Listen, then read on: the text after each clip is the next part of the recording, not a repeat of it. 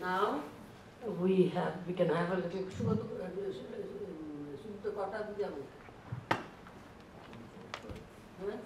7:45. Half an hour, very good. Okay, so we can have a discussion and questions for half an hour. This is your moment.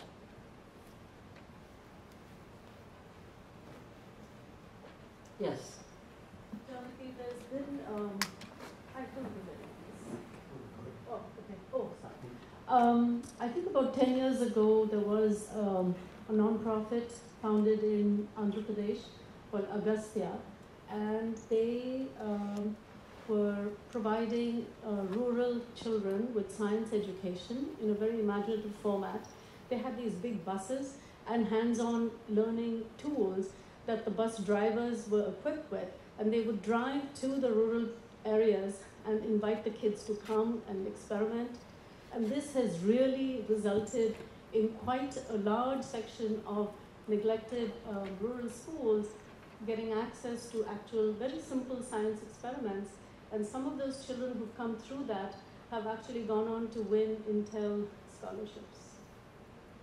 I'm not aware of this, and thank you for that information. I will introduce you to the founder. His name is Ramji Raghavan, and they have a big campus in just outside of Bangalore, in Andhra Pradesh.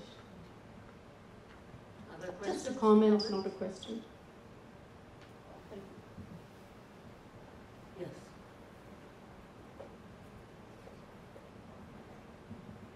Hi, this is really fascinating. Actually, I some experience volunteering at a bunch of alternative schools, and I think kind of listening to the history and seeing some of the quotes kind of put it in perspective. So the places where I've been, and this is in MP where there's Adharshala, and then there are some other schools like that where identity is a big part of like the alternative space, like the identity of the community where the students are coming from. So in the kind of present day context, means like do the students like who you talk with, do they talk about that aspect of it, like their identity and how you know, kind of focus on that was whether, you know, like how integral it was to their education? Out of these three schools that I have discussed, the only place where the identity question comes up very strongly is, of course, Kannava, which is the tribal school in Wayanad area, where KJ actually focuses on the skills of the Wayanad tribals, foregrounded them, took them around as a performing troupe, and so on and so forth. So there was, and he himself used this very interesting phrase of their education actually beginning with them beginning to respect themselves. And this he saw as a very crucial necessity in the process that he enabled at Kannava. So that is one of the few locations where that is foregrounded. Otherwise, one does not hear, because they were single, more or less homogeneously lower caste and lower class, of course, one doesn't hear within the alternative school space of any form of, you know, obviously discrimination within the classroom, but also any heightened sort of realization of casteness in the schools or in the schooling system. It's only in the community that they experience this. And interestingly enough, many of these places did not actually think it fit or necessary to foreground questions of caste in discussions within the classroom. There were discussions, if you see, for instance, the material that Margaret has put together about color and gender difference and so on and so forth. But the caste question very rarely came up because they were all uniformly from a particular background. So I don't know, and so when the question of caste actually comes up, it is in the situation where they are with other castes, mostly in the government school setting, where they both experience and also learn from being in a multi-caste setting. So I mean, that's my answer to you. So would it be fair to say like more of that happened in kind of a tribal setting, because the school that or the learning center I'm associated is also in a tribal community, where I think they were trying to kind of differentiate from like the larger Hindu society around them, and you know, right, some of those practices kind of dominating what used to be a way of life, but Yeah. were in the kind of the more where there were kind of more Dalits and more that question of identity wasn't as strong. Would that be fair I to would say that the difference would be in the intention of the person organizing and running the school itself. As I said, Baby saw a need for some kind of educational effort among tribals and made it a conscious effort to foreground that identity in the very school space itself. So it's not like there was any attempt to pretend that it was, where the tribal identity had to be masked in order for the education to be given. It was very consciously the attempt to foreground that as something to be proud of rather than being ashamed of it, which, as you know, was the experience of Shahji Bose, whom I quoted from at length. So I would say that's the difference. The other two schools did not foreground the question of caste, or caste especially. They did not feel the necessity, perhaps because of the setting in which they, one was a slum, the other was a village. They didn't feel that necessity at all. Is there another question? Yes, sir.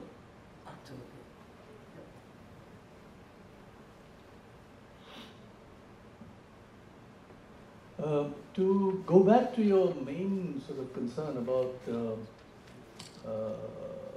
sort of regular public schooling and alternative schooling, see that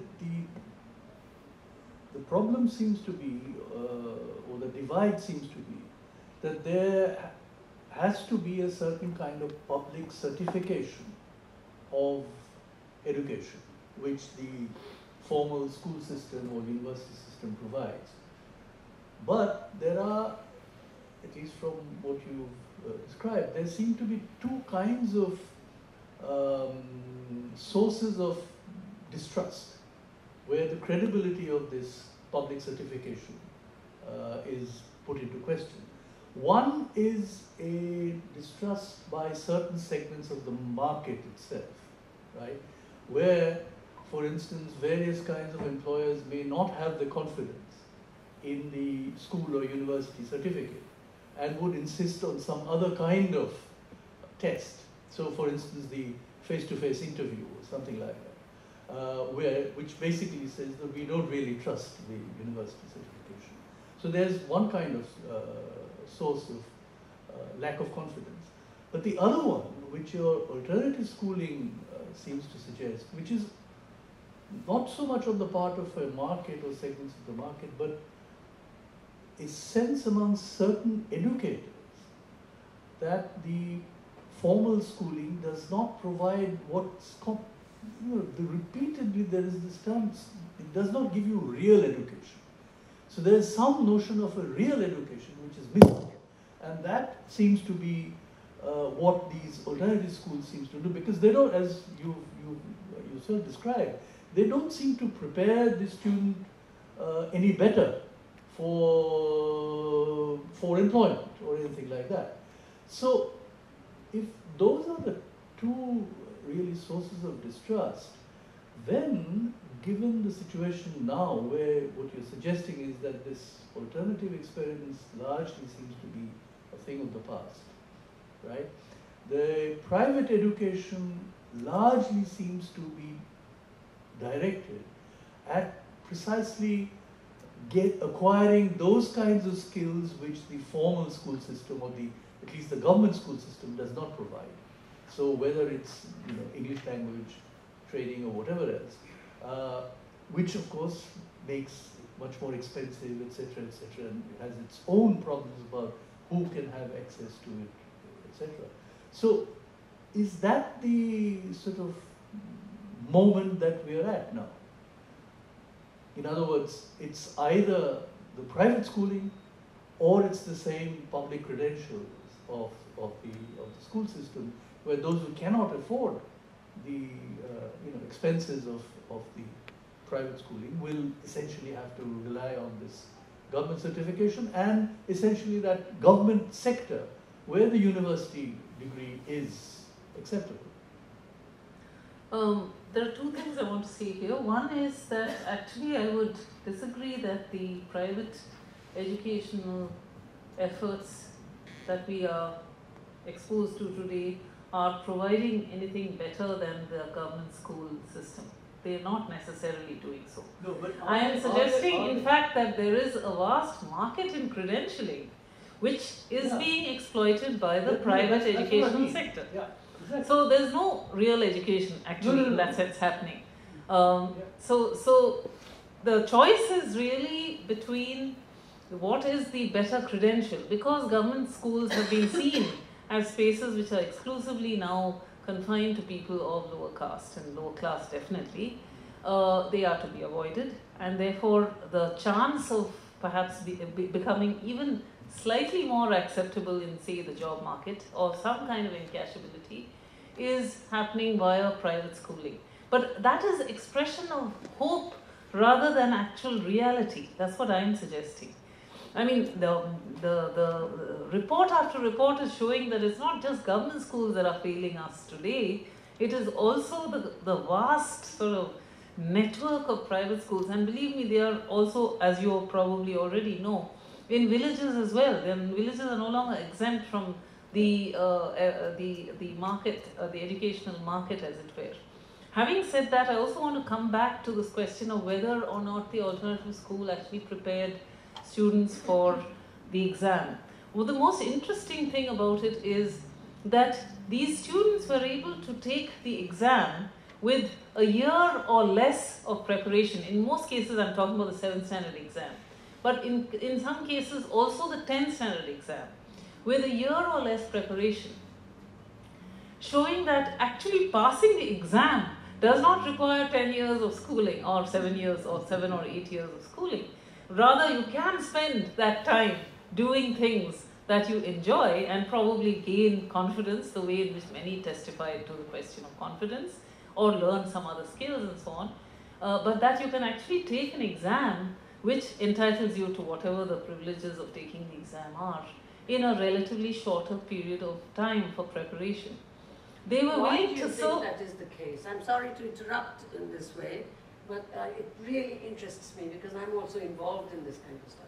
Why do you think that is the case, that you can prepare for an exam in a shorter time? Partly because the skills that they have been equipped with stand them in good stead, and partly because, frankly, they can set aside certain kinds of ideas of education that they received through the alternative school and be able to simply master what is required of them for the public exam.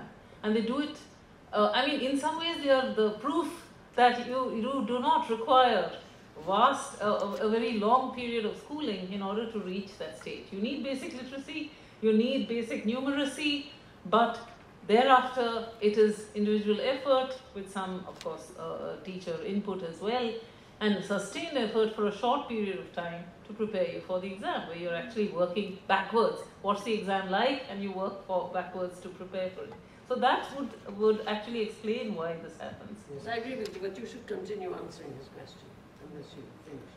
No, so you are absolutely right when you say that there is distrust, both on the outside of the educational system and within. But I think the moment at which we are at is a frightening one, because I think for the most part, parents, particularly of those who come from poorer backgrounds, have more or less relinquished the idea of actual learning. They more or less entirely are focused on the question of credentialing. And one sees this actually, and I'm sure many of you in this room would have seen it in a similar circumstance when you take interviews for jobs in colleges and universities, that people come along with various kinds of credentials, and studying seems to be one way of keeping yourself occupied until you get a job. So you acquire degree after degree, people with multiple MPhils, sometimes even double PhDs, but have really nothing to show for it by way of actual reflection, education, or intellectual engagement. So that is rampant, and I think we are really not even aware of the scale of this kind of thing, except from these reports, you know, the Pratichi. The Pratichi report, I have my own opinions about them, but let's ask. I want to ask a question before the time is up, but now Anu. Thank you so much for this. First of all, because I think you've raised some really profound questions, and maybe one of the reasons for the silence initially after your talk is because we are all educators, and in some ways this is what we do, and you're really asking us to think much, much more broadly. And here we are sitting at an exclusive institution that absolutely regulates who can be within the space of the institution and outside of it. So I think you're posing some very, very profound questions about other kinds of possibilities. But as you say, the time of democracy, but it's also another kind of time. So thank you so much for this. I think it's just a deeply moving talk. But the question I have for you is the dark space that you took us to. Which is, if Ramaya says with the DSS, this is the real university, or Narayan Survey, or a number of people, right? The street is my university and so on. And that this is a place of real education. And you've kind of brought us to the present where you talk about credentialing and the fact that everybody in some sense has given up on the real education within the classroom. I guess the question that I want to ask you, which kind of takes you outside of your talk, is who is then the Dalit student in the multi-caste classroom today? So if she is in that space, and I'm just sort of picking up on what you said about either the space that some of these students were in where they were tremendously sort of confident in who they became, self-respect, as you said, because they were in spaces of kind of chosen or not chosen segregation, right? Which actually was an enabling space for them. Or they were at a particular historical and political moment where the university came together with, let's say, DSS or political awakening. So if we're not in that moment anymore now... No, we're not. Yeah, I agree. Then the question is, who is that Dalit student in that multi-caste classroom? And what does she do there? Is she there merely to say, I am in this... I mean, does it become a kind of insurgence of presence?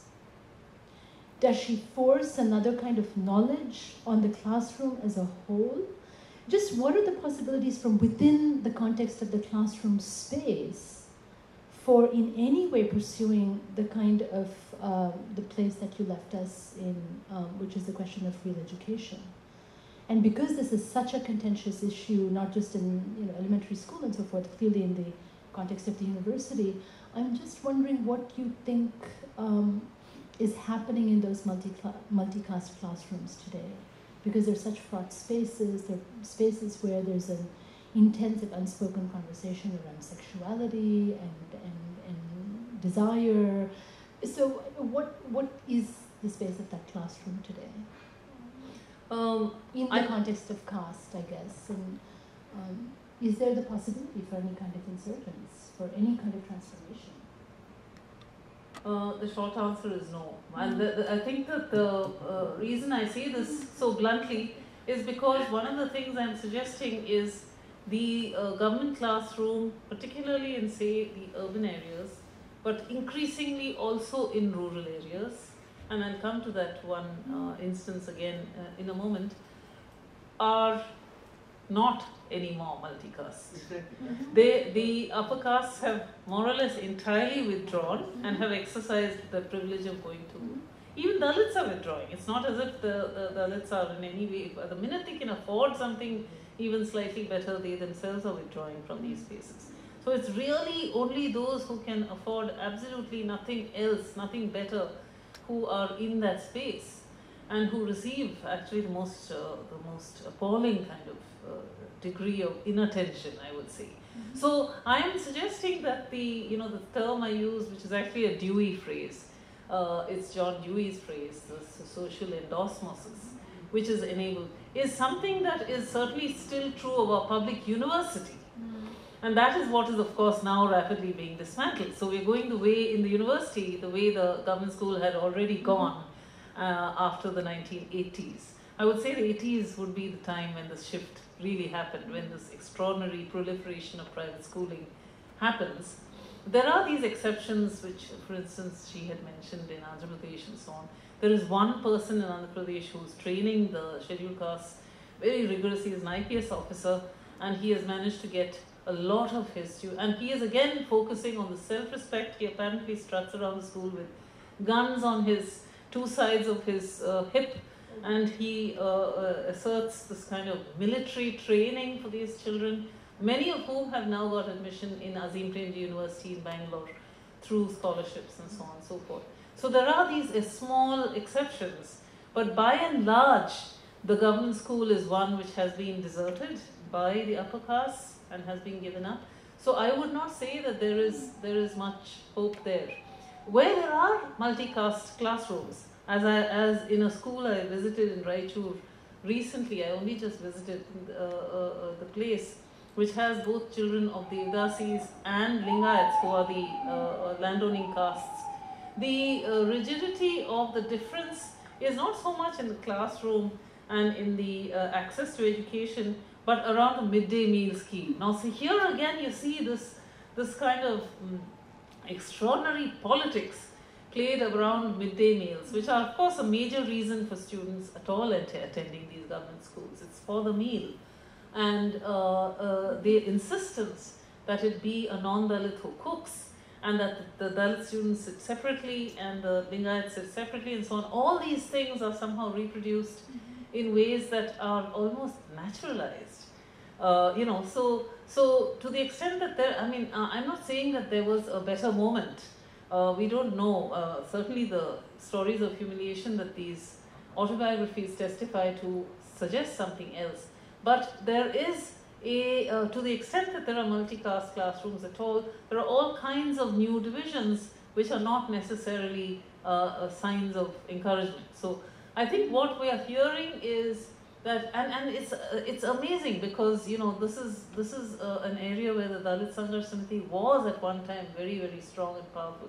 No longer, it doesn't exist as a social force in the same way that produces this new socialization to which I referred a little earlier. I'll now take the last question, and that's Gauri Vishwanathan. You have to ask me. Yes.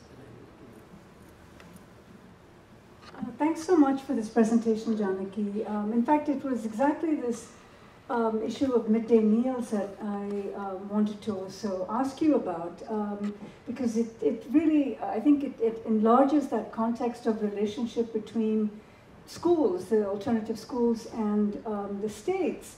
And of course, the midday meals, as you rightly pointed out, have become highly politicized. But I recall that that the emergence of private efforts, such as in Karnataka, the role played by Infosys a few years ago, where they were participating in schemes for midday meals, and then they did studies which showed that students were staying in schools much more than had been the case previously. And I was struck actually by some of the images that you had, or the graphs that you had shown, where there's some correlation between, not correlation, but the fact that even the alternative schools were not able to retain students within the schools for various reasons. But the broader question that I wanted to ask you was really what you might have to say about the role played by special interest groups in alternative schools. And I mentioned the role played by Infosys in the midday meals, which contributed to, as they put it, retention of students within schools. But it did raise this very nagging question about how, if the states have surrendered their obligations to provide the kinds of education that students need to compete effectively in the workplace, are special interest groups actually stepping into a vacuum that is then directed by motivations that have very little to do with benign reasons, and may in fact contribute to a much more partisan type of education. So I was actually interested to hear you speak to that issue, which is perhaps even more unsettling for those of us who have been watching the rise and even fall of some of these alternative schools. So if I understood you correctly, you're asking how we assess the new interest of, say, corporate outfits like Infosys. At least coming from Karnataka, the group that is most interested in primary education is Azim Premji and their efforts in schooling. And they are very serious efforts which are being made to supplement what is actually happening in the government school system.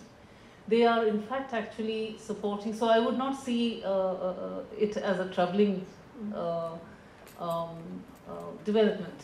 I would see it as something quite useful and necessary, and I think the foundation has recognized that. So they have supported actually some of the alternative education efforts. If I can continue with the story of Margaret, whom I referred to throughout this talk, she has moved to a village in Raichur and has started a school. So this is what many of those who ran alternative schools are doing. They are supplementing what happens in government schools. They run classes from 7 to 10.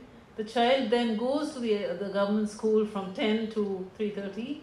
Then they come back to this extra classroom again till about 5:30 or 6. So they get this supplemental education, which is actually the place where most of the education is happening, because nothing much is happening within the... So you stay enrolled in the government school for the purpose of your midday meal and for the purpose of getting the degree, but the actual education is happening through these minor kinds of efforts to supplement. And Azim Premji is actually supporting that in a major way, because it recognizes that this is what the need of the hour is. You can't replace the government school, but you can certainly supplement it. And this is something that they're not only supporting these efforts, but the education program they run in their university is also geared towards producing the kinds of mid-level administrators of that kind of program. So there is a sustained interest in, his plan is, I think, to start in the 600 districts of India. At least 200 districts should have one such Azim Premji kind of intervention. That's his goal, and that's what they have. So I'm not actually aware of Infosys, because the Infosys thing in intervention that I know of is in the grant of computers, which I have seen they have given to many schools, including some of the Matha schools, to which I referred in the last lecture.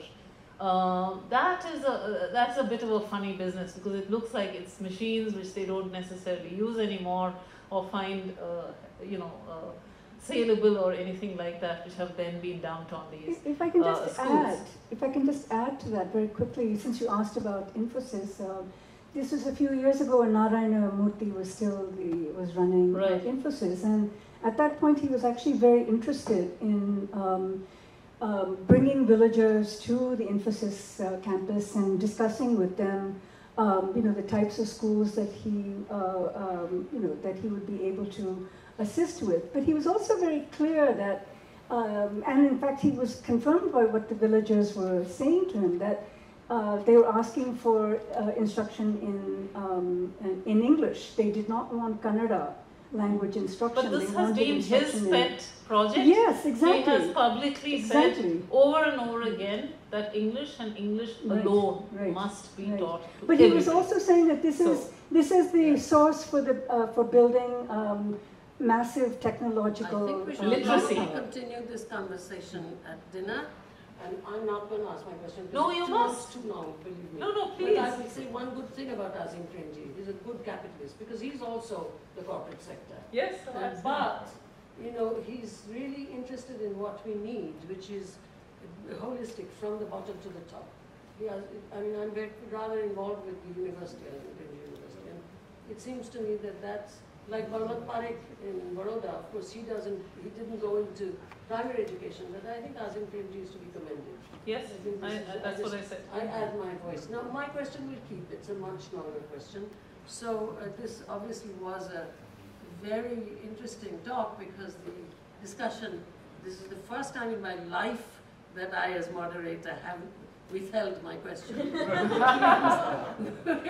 which means that we will have to have a conversation at some point in Delhi. Yes. Thank you very much Thank you very indeed. much. Let's give her a hand.